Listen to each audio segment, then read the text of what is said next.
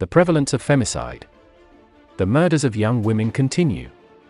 People become preoccupied with the causes and circumstances of one crime until another crime is carried out. Brutal scenes made people wonder about the reasons for this excessive violence, and made them demand the infliction of the maximum types of punishment as a deterrent.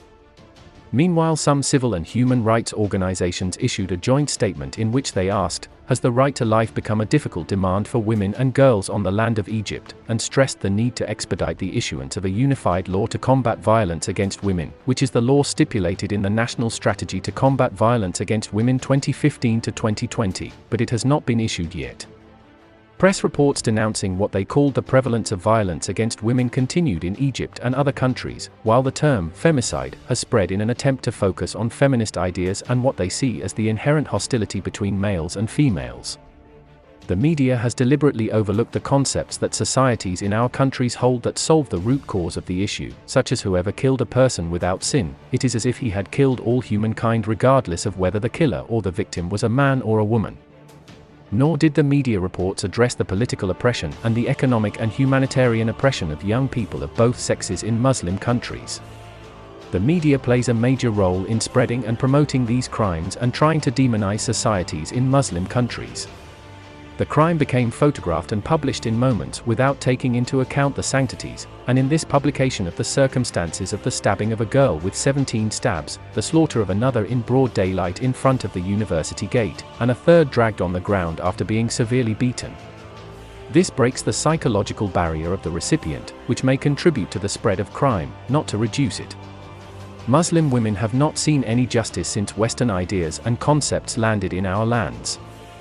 Women are no longer seen as mothers, sisters, and an honor that must be protected.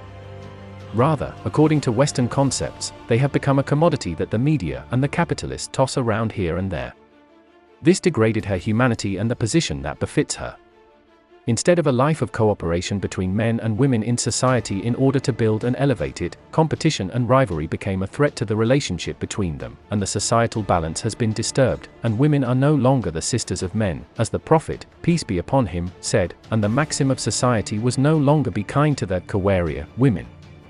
The root of calamity in Muslim countries is the absence of the concepts of Islam in regulating the relationship between men and women, or the social system in Islam, and this is a natural product of the absence of Islamic systems in society and the absence of concepts of Islam in various aspects of life.